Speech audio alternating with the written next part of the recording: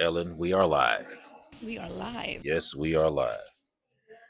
Okay, I am here with the most beautiful and gracious Ellen the Great, Wow. who is such a wonderful creative and doing something special with words. Mm. Yeah, I mean, something real special. Bringing words to life in a way that's sort of takes you back to the PBS days, but also brings you forward into social media era and this whole digital content creation and all that. And when she tells a story, she literally gets you to visualize Mm. and see how the story is going along with the words that she's presenting, which is a special talent. Not everybody can do that. You have great writers who write and utilize words to tell you things. But with this, she's not just writing, but she's actually targeting specific words to bring the story to life, which is an entirely different thing. You know? So with that being said, we present Ellen the Great. That was quite the introduction. Thank you. All righty. So, Ellen Mm. the Great, do you prefer Word Wizard, Lexicon Luminary, or just Beyonce of vocabulary? Mm. Oh, while I would love to be the Beyonce of vocabulary, I'm going to have to defer to Lexicon Luminary just because it sounds beautiful rolling off the tongue. And you have the whole alliteration thing going on, which is similar sounding consonants in the beginning of the first two words, the L L. And also because I think it describes me to a T, right? Because the word lexicon is a noun that means all the words that are used in a particular language, subject, or dictionary. And a luminary is a person who inspires or influences others, specifically in a prominent space or sphere. So you put those words together, I think it describes really what I've been building for the last 6 months. So yeah. All right. Okay. All right. I like that. Luminary lexicon. That's wonderful. Was there a eureka moment when you realized words would change your life?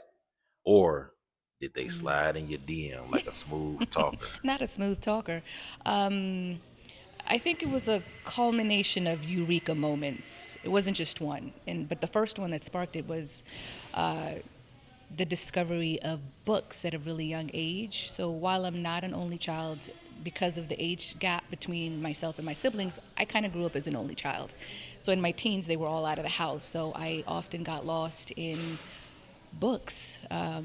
My imagination was just expanded through Judy, Blume, and Agatha Christie novels. And really, that was my first introduction into storytelling and how words are used to sort of, bring stories and characters to life. So if there was to be a moment, I think that was it. But then they've just been quite a lot after that, just in different phases of my life. So I guess that would be the eureka moment with others that happened. But yeah, okay. Okay. So you mentioned someone named Judy Bloom. Yes. Who is that? Tell So us Judy about Blume Judy. is she's an American writer and author. She is known to write iconic novels that are geared towards children, young adults. So when I got wind of Judy Blume, I was a teenager. So she sort of wrote novels that just kind of spoke to the teenage experience. And while these novels weren't geared to people that look like us specifically, we were certainly able to connect to the humanity of just being a teenager. It didn't matter what you looked like or what sex you were, but just that, tumultuous and emotional experience of being a teenager and not knowing what to do or where to place your emotions. Like she articulated that so well. Matter of fact, her one of her 1975 novels just got reimagined into Forever, which is currently now running on Netflix. It was directed and produced by Mara Braca Kill. So that should say a lot about the significance of Judy Blume. And so what Mara Brocker killed did that was really awesome. It's like an all black cast, right? And so that just hits different. But yeah, that's who Judy Blume was and still is today. Okay. An All right. icon. All right. Well, thanks for sharing that. You know, I'm pretty sure with that one, you turned a lot of people on Oh, to Judy Blume. absolutely. I imagine Yeah. so. 'Cause I've never heard of Judy's. Okay. Now, with this one, I want you to spill the tea. Spill the tea.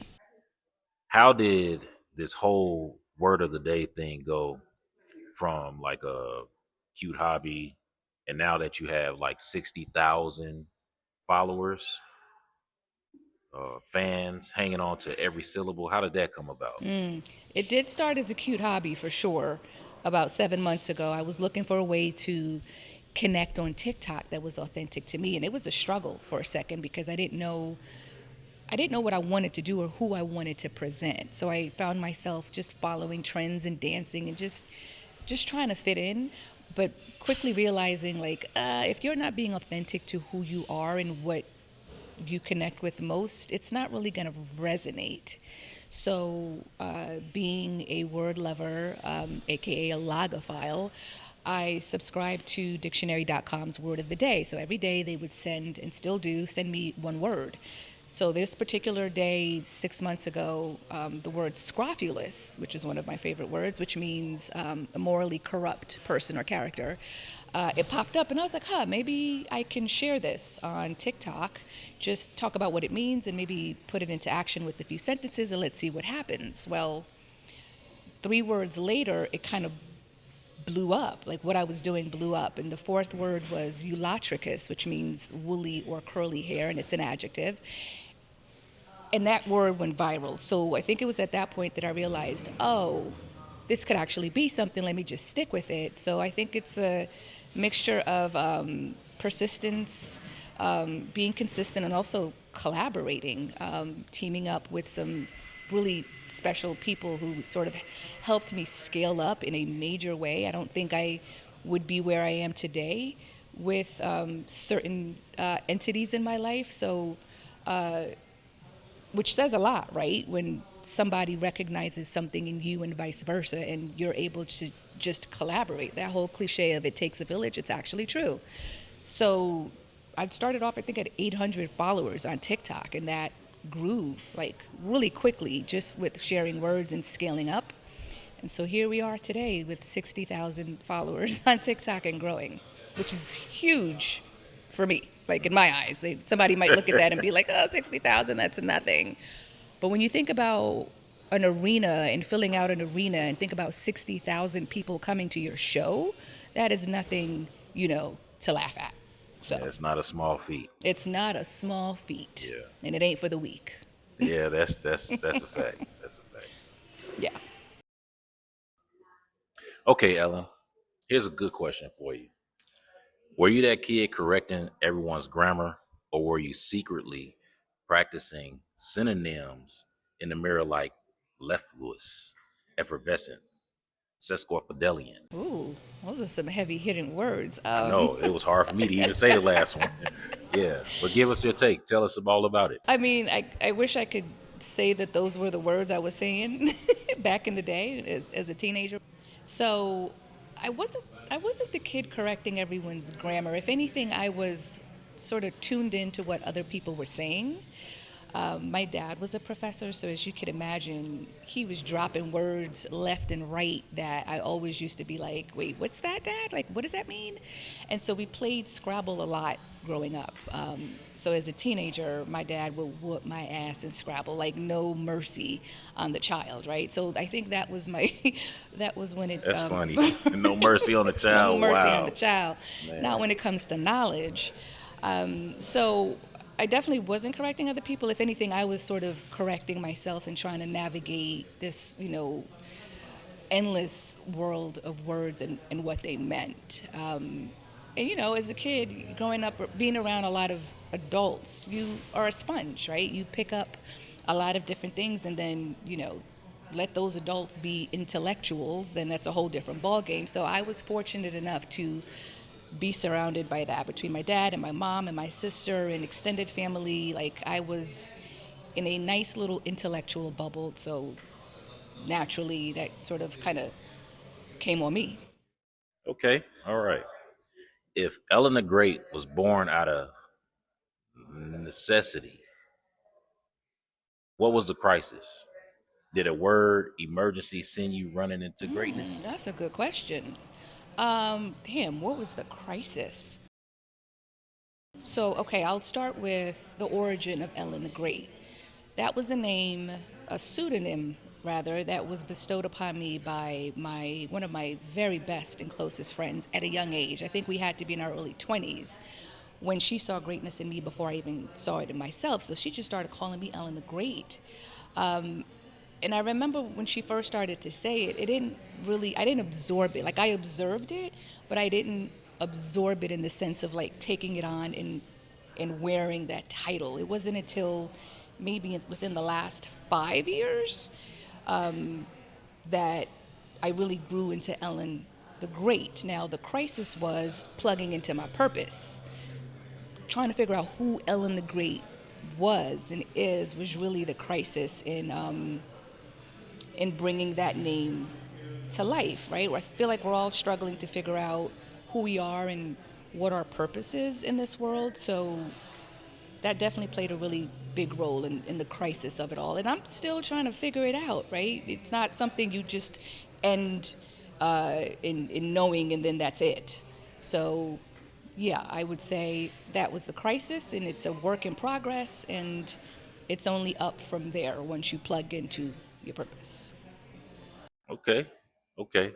We hear you. We hear you on that. right? Right, right. What was the word that made you fall in love with words? And don't say serendipity. That's too easy. Okay. What was the word? I don't know that it was one word. I will say this: there are two words that have always stuck out to me, and that's impetuous, which is an adjective, if I'm not mistaken, and it's acting or doing things too quickly without a lot of thought or care. So it kind of reminds me of the saying, fools rush in where angels tread. Well, impetuous people are the fools in terms of just running into something and not really thinking about what how it's all going to play out. So and it also sounds interesting, impetuous. The next word is impetus, which is kind of close to impetuous. And impetus is a noun, and it means like the driving, like the force or energy behind something, something that makes something move forward. And I remember hearing that word first when I worked at George Washington, and I was part of an email chain between professors and deans, and I think I'd sent some sort of report to all, right? And the response was weird, and so my response was, well, let's scare them into doing it. And I forgot that I replied to all. I just meant to reply that to my boss. So my cheeky response went to all the deans and all the graduate professors, and one of them responded back, what is the impetus of this email? And I was like, whoa, what the hell is impetus? So I went online, I looked it up, and basically she was saying, what's the driving force of this email? Why was that your response? And so ever since, I've just been excited about using impetus any way that I can. So if somebody says something crazy to you, you can be like, what's the impetus of that remark, right? Or what's the impetus behind that thought? It's a fly word. Right. Wow. Let's scare him into it. Wow. So, quick question about impetus. Um, when that word was introduced into your lexicon, and you found out the definition of that particular word, how did that not only add to your vocabulary and the extension thereof, but how did that word also impact influence upon you for what you do now? Ooh. Well, when you think about the words force and energy, it all sort of applies to how you move forward. You could either move forward with a lot of force or a lot of energy, or you cannot. But however much energy and force you put forward, the results, I think, will be greater, right? We're only moving forward based on what we're putting forth, if you will. So And it's interesting that those two words are what stands out because they really apply to my life. And this is just dawning on me now. So thank you. Because I've been known to kind of rush into things without giving it much thought, just operating on pure emotions, which is can be a bit impetuous depending on the scenario. But then when it comes to impetus, when I'm plugged into something, when I'm connected to something, when I'm committed to something, there's a lot of force and energy that I put forward, that my mind puts forward, my spirit puts forward, just my everything. So I think I've certainly within the last 2 years of my life, the driving force and energy has been in the forefront of why I do what I do, or why I'm passionate about what I'm passionate about, which is words and language and storytelling. Well, I could certainly tell you, I'm pretty sure for those of us out there who are watching right now, if we have not heard of the word impetus or have heard it and didn't know the definition of it, we're all grateful for the introduction of that. Right. So thank you very You're much. welcome. All right. And how do you say you're welcome? You're welcome. Love that. Love that. Be honest. Uh-oh. Did you trademark Ellen the Great? Absolutely. Okay. Okay. Did you do that because you knew you were going to pop off, or was it for some other reason? I knew that one day it would be as great as what I've envisioned it to be. So I wanted to trademark it to sort of like preempt that greatness, if you will. And I'm glad that I did. Because, God forbid somebody steals that name just the way it is. That would be heartbreaking. So I think trademarking, also from a business perspective, was just smart. And it's something I've wanted to do for a really long time, but it wasn't until this year, actually, that I trademarked. Like, actually, trademark was approved this year. So glad I did that because now I own it. Alrighty then. So for anyone out there who's listening and watching, don't try it. Right. Okay. So here's another question, Yeah. and I'm really curious about this one. If I scroll through your notes app right now, how many half-baked words, ideas, and random thoughts would I find? And how many are actually useful? My notes on my phone. Yeah. Hundreds. Dating back from probably like 15 years, right? Because everything's saved in the cloud. So with the iPhone, you are traveling with your memories on your phone for decades. So Did yeah, you just say 15 years worth of words saved? just notes and ideas and Okay. I'm like, words. wow. Right. Right, because I'm the person, if I am watching something or if I'm eavesdropping from a conversation or somebody says something that I'm talking to and a word peeks out, I'm immediately writing it down for future use. So, same with ideas. If something, that's what's so great about, having, a smartphone because it helps you sort of, go through your day jotting down things that could matriculate into huge opportunities or huge deals. Like you just never know. So whenever an idea pops into your mind and it makes sense for whatever reason, the Notes app, is where it's at. At least for me, it is. Okay. Now, how many are usable? I would say a good bunch. Like I've stockpiled a lot, especially ideas for scenes or ideas for what I would want a character to be like or act like. So when the opportunity comes for there to be a script, whether it's be for TV or film or a book idea, I just tap into my notes and it's a wealth of inspiration there. All right. Okay. Well, forgive me for prying. Okay. You've been Um, prying this whole time, sir. what? No, No, I'm I've just been prying in a different I'm way kidding. on your creative Right. creative part. Right. But here's a good question, Yeah. and I'm pretty sure um, a lot of us are curious to know. Right. Um, it's a little personal, you know, Uh-oh. but let's get a little messy, just a little bit.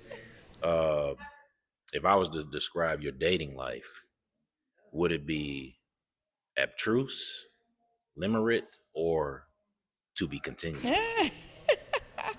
At this stage, like now today, it's to be continued. Now it was abstruse a couple of months ago, or maybe last year, right? And abstruse meaning difficult to understand, sort of that complicated stage, or where you don't know, what's happening, but something's happening, but you're not sure.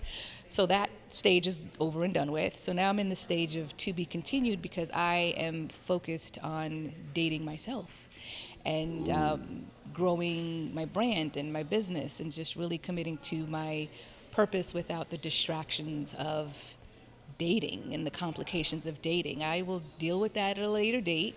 But I think right now it's just kind of Ellen being Ellen without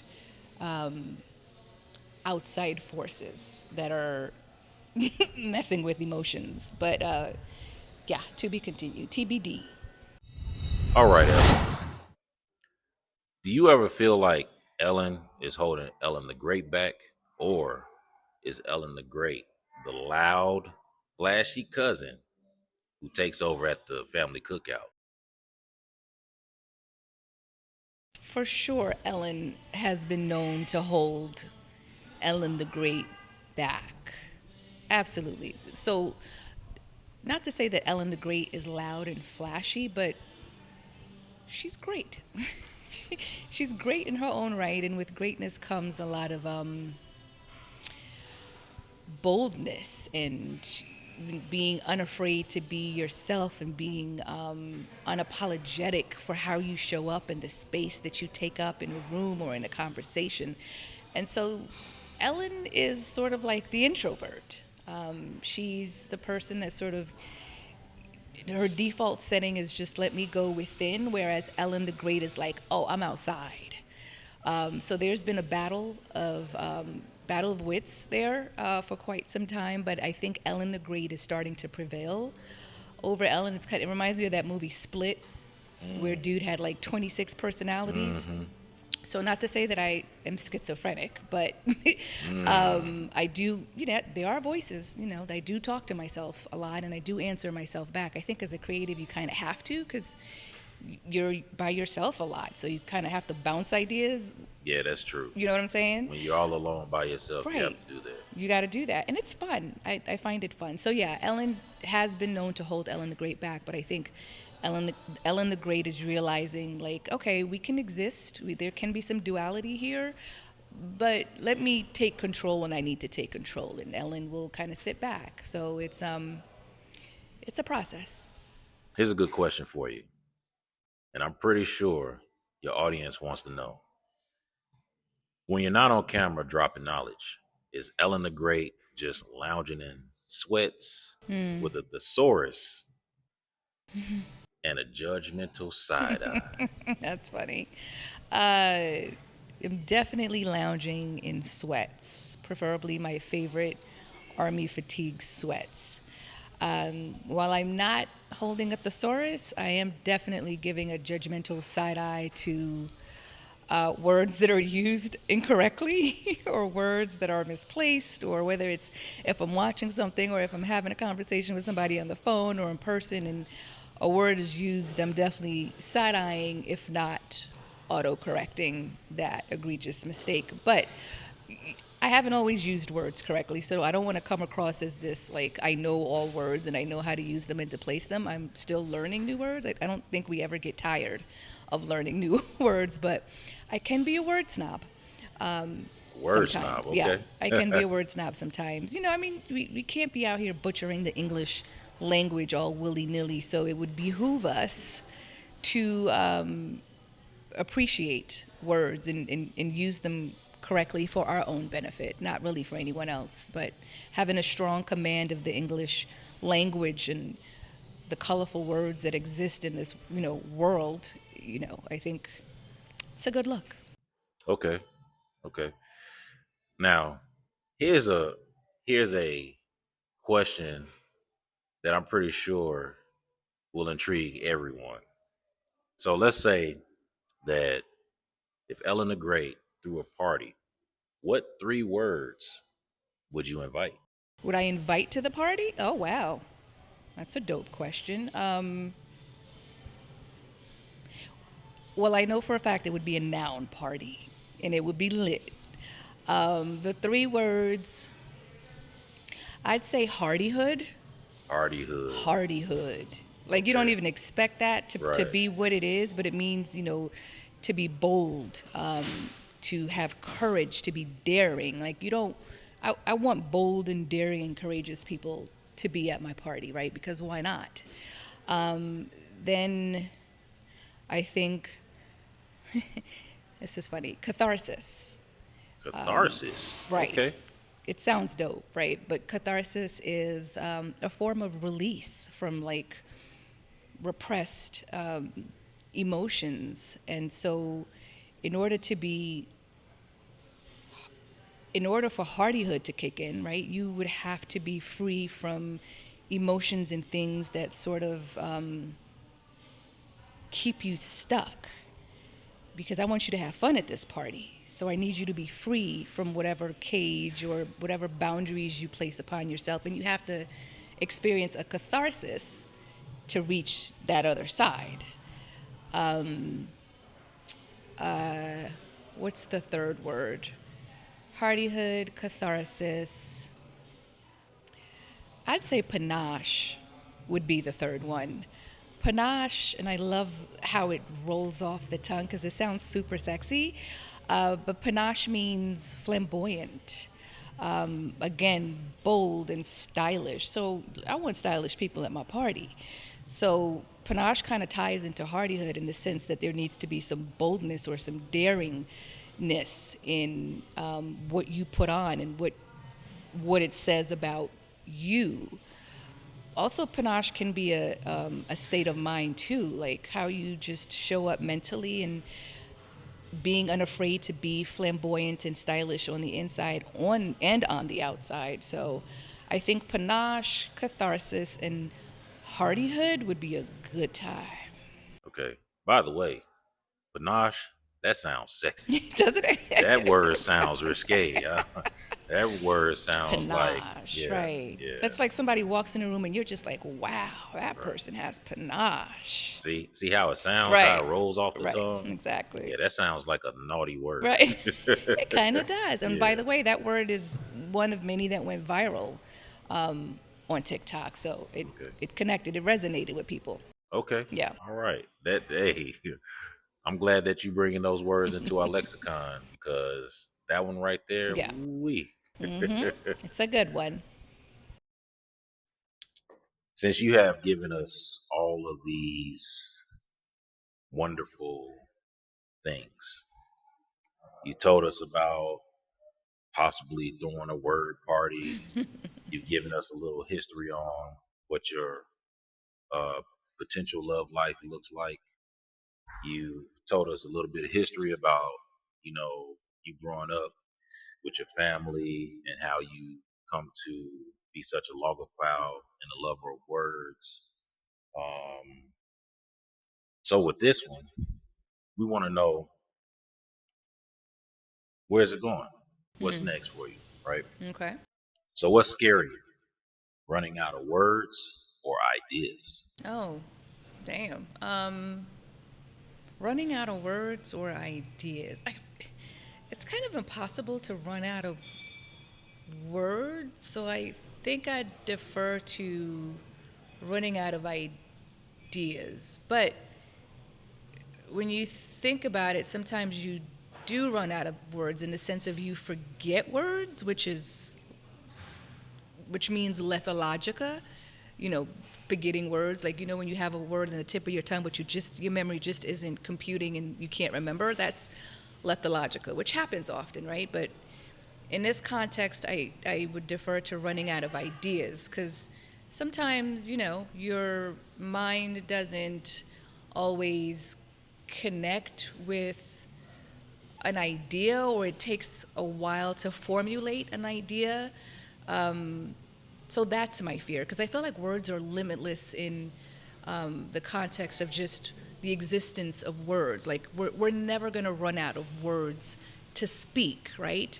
But ideas can be tricky because you have to be able to tap into your creative, that creative space that sparks ideas. So, and it's a scary thought actually running out of ideas, because then what? Especially for a creative, like, what do you do when you run out of ideas? You cease to exist. I don't even know what that world looks like. So yeah, I'm more afraid of running out of ideas, and hopefully I never do. Okay. Okay. Well, let me ask you this in context to that. Can you really run out of ideas when you have such a large depth of words? I guess in theory, no. In practice, again, depends on how and where and how you're vibrating, what frequency you're on. If you can connect with the universe in a way that that's where ideas come from. Like, I feel like there's a land of ideas somewhere, and then there's you. And so you kind of have to meet halfway. So the ideas have to travel to meet you, and you have to travel to meet those ideas. So you have to be willing to travel. You have to be willing to expand your mind, to scratch that mental itch to be able to get an idea and to bring it to life. So in practice, yeah ish. In theory, no. Okay. Now, I like how you put that. There's a land of ideas, Right. and you have to meet halfway or travel to the land of ideas so that you can bring them back. Bring them to life. Almost Yeah. like it's like the idea of how sperm is just kind of waiting Right. to become Right. a person, but whoever who wins that race is Right. who becomes human. So I feel like it's kind of the same sort of concept That's a with great way to put it. with ideas. But I mean, yeah, literally, that's Right. basically what it Right. is, right? So, okay, that's what's up. Now, my next question for you is this: you've turned words into a movement, but what's the next chapter? Are you talking about like merch, books, TV shows, or Ellen the Great, the musical? Oh, all the things, really. I mean, yeah, scaling up is definitely part of this journey and process. So it's just not gonna, this is just the beginning. This is laying the foundation. And so, absolutely, when you think about how limitless words are, you can literally do anything. So, definitely merch. We're talking, apparel, we're talking, cups, like anything really you could put words on, right? TV, film, audio books, bringing these words to life through storytelling.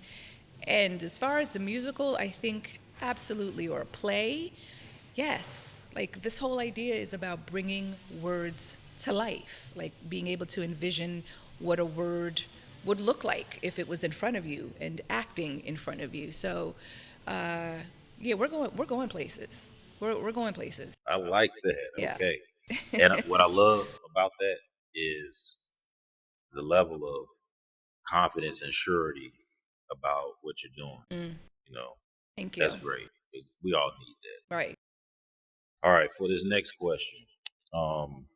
This next question.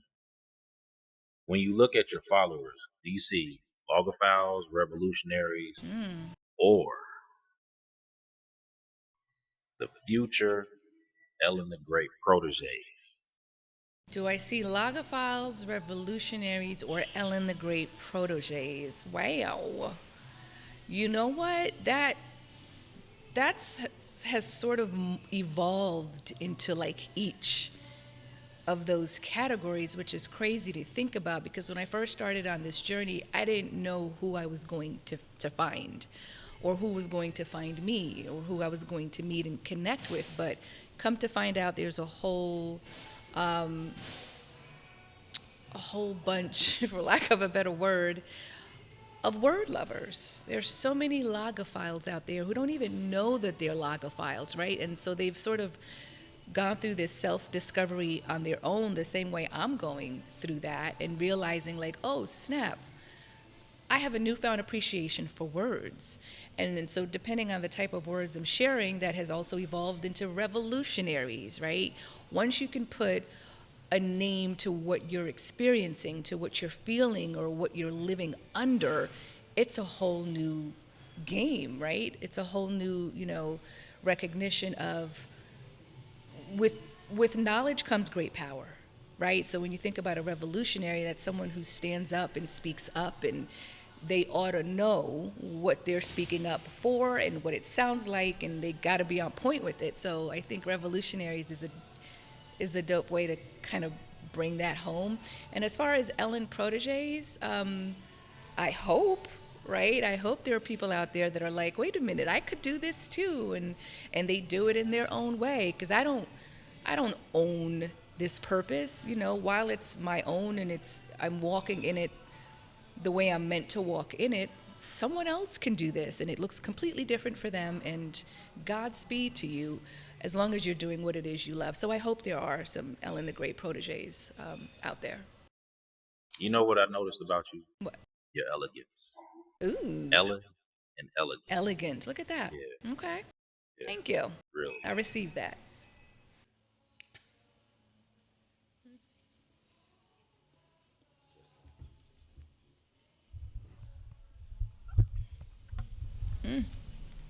That's good cake. All right. So what was that you were just doing? What were you eating? It's a different take on a tiramisu. It's chocolate and dulce something. I Leche. forgot. Dulce leche. Yeah. So it's Hope you're not. saying that right. I hope, right? I think we are. Okay. But it's not a tiramisu, but it tastes so good. Okay. You look like you were really enjoying I that. was. I was about to kill it. I see. I see. Oh yeah. Okay. All right. So now, do you think words have the power to change the world, or are we just alliteration addicts looking for the next dopamine hit? Hell yeah, words have the power to change the world. Absolutely. Because where would we be without words? How would we even communicate? But on a serious note, I think when you think about Martin Luther King's speech, I have a dream. I have a dream. Those 4 words and the impact they had back then, and how they still hold a lot of weight today. And I think 20, 30, 40, 50 years from now, they will still hold space in an impactful way. So yes, words definitely play, I think, one of the biggest roles in shifting how we think. If we think differently, then we do differently, and then that automatically transforms how we see the world and how we move through the world, and ergo how the world is or will be. So, and I think that's why it's so important to have a very close relationship with words, or 2 words, because they hold power. They can hurt you, they can uplift you, they can save you, they can break you, they can really control your emotions in a way that I don't even think we comprehend, like the gravity of the power words have. So yeah. Okay. Now, with that question and answer, if you had to describe your journey in 3 words, what would they be? And no work in progress doesn't count. Oh, damn. Okay. Um, Transformation for sure, right? Because when I think about how I've built my social media presence on TikTok, my building my brand, EllenThaGreat, and just my creative ventures, like all the things I've been through creatively, and the places that I've been, and the opportunities that I've had, whether it's in the music business or the film business, and now the word business. It's definitely marked my continuous growth. And so if we're not growing, what is we doing? What are we doing if we're not growing? And so it's living through those experiences and acknowledging that the good, the bad, and the ugly of it, you have to go through it. And so from that comes transforming from who you were to who you are and who you're going to be. The second word, I would say empowerment. Not only have I been able to empower myself by walking in my purpose and in doing what brings me joy, I've also been able to empower others through knowledge and perspective and meaningful storytelling. And so there's this kind of twofold scenario here. Like, if you empower yourself, that will naturally empower others without trying to throw things at people and hope they grasp it. I have a natural curiosity for words, and I've gone down this rabbit hole of trying to figure out what these words mean and how to bring them to life. And those people who enjoy that same thing have met me halfway. And so empowerment is just kind of flowing back and forth, and it's this never-ending journey, which I'm really grateful for. Third word, resilience. Ooh, because I've been through a lot. Naturally, right? When I think about all my creative pursuits, and whether it's actually personal or professional challenges, being able to navigate them with clarity has been really beneficial, because it's easy to get stuck in a particular space. And if you can't see the bigger picture, and if you can't get the clarity from it, in trying to understand, why am I going through this? Why did this happen to me? Why is this not happening to me?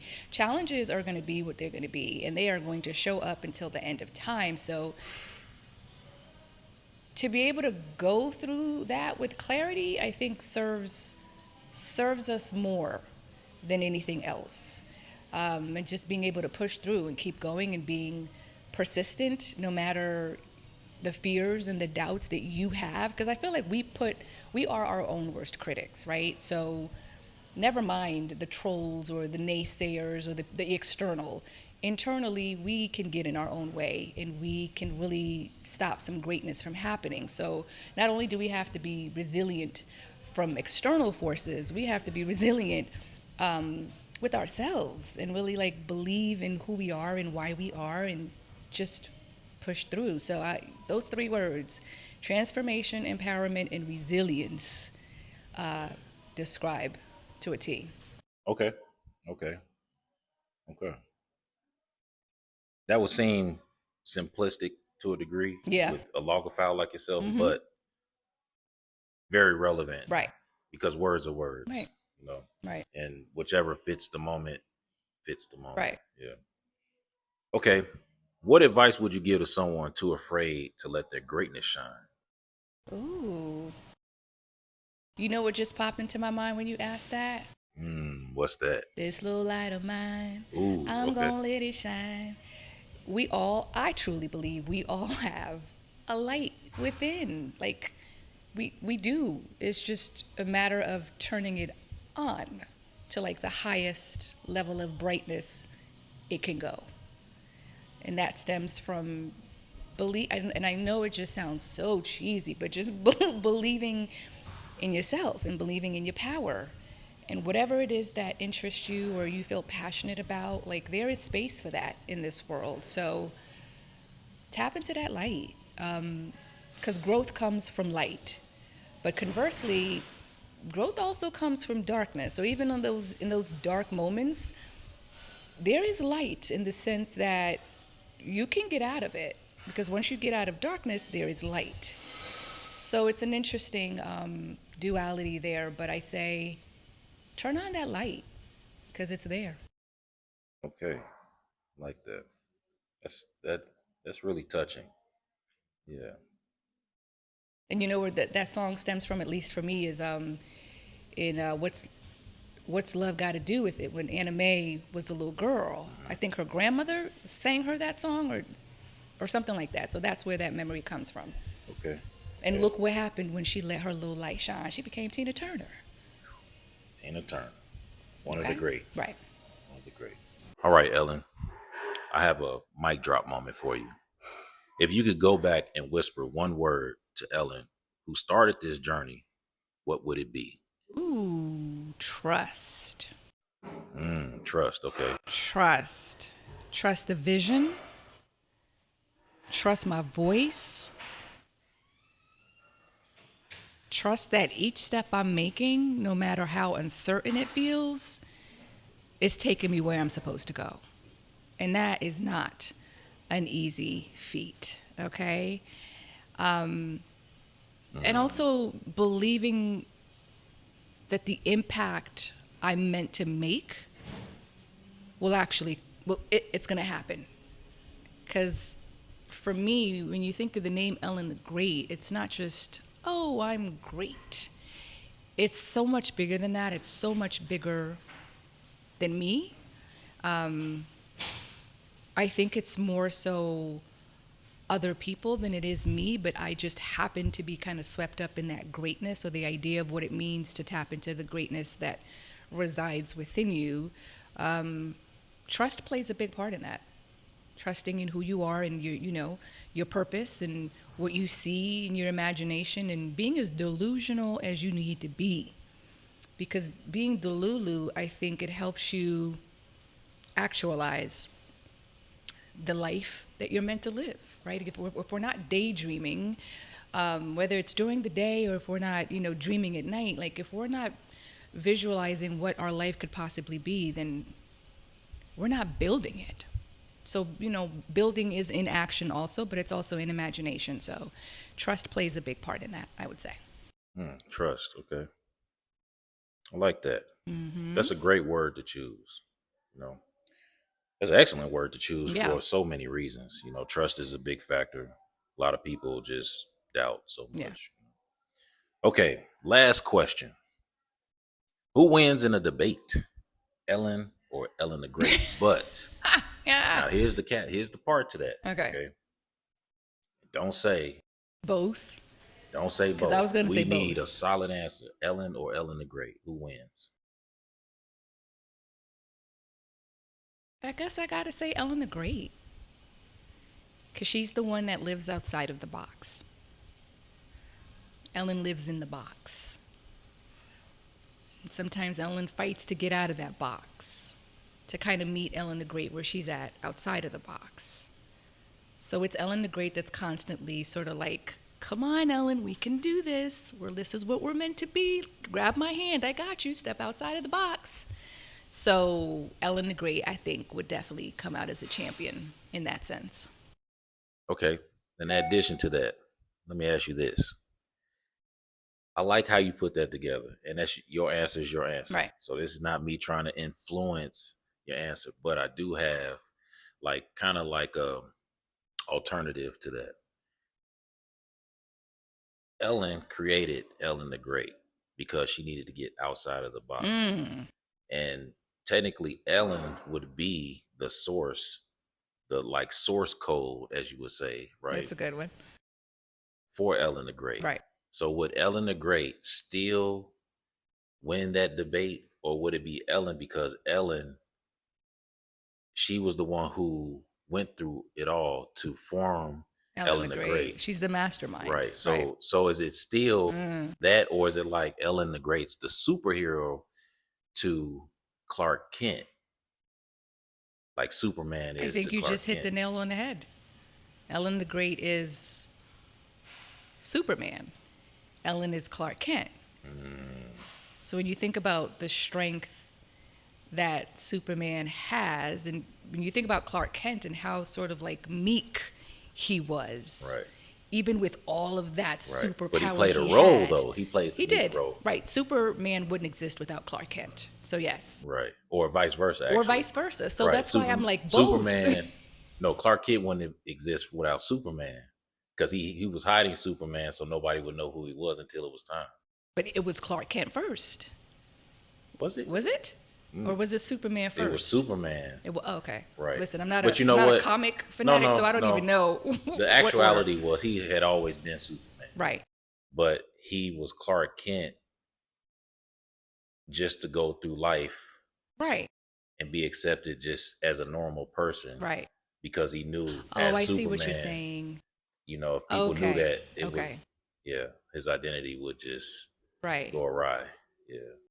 It's funny, and I'm probably going to butcher this. I just read a Franz Kafka quote. Ugh, I wish I could remember it verbatim. Something along the lines of he he wishes he would have known, like something about life being a play or a stage, and he wishes he would have known everyone was wearing a mask. Ooh, okay. Right. Right. Something like that. Right. I totally Okay. butchered it, but the whole idea is he showed up to this play as himself with no mask. Meanwhile, everyone else had a mask. So basically, he's saying we all need masks then, Right. right? So, which is an interesting Right. way to look at that. Okay.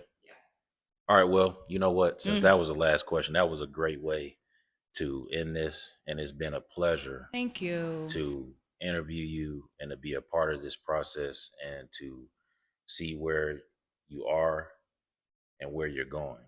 And I look forward to seeing more of you, just like, because I'm a big fan. And I'm pretty sure that anyone who is a fan of yours, a follower, or anyone that you're growing on will soon become just as big as a fan as I am. And also, Right. for those who are word lovers but aren't true logophiles, I think by your influence being a word influencer, right? Right. You're going to create a lot of logophiles just out of that. So, you know, much blessings and growth and success on your journey. Thank you. And I look forward to seeing more of what you have and what comes forth out of what you do. And you will. And thank you for your time. Thank you for a set of great questions. Definitely made me think a lot and rethink a lot. So thank you for your time. No problem. Yeah. All right. And that was EllenThaGreat, everybody. Ew. Yeah. And what do you say at the end? You're welcome. Ooh, love that. Okay.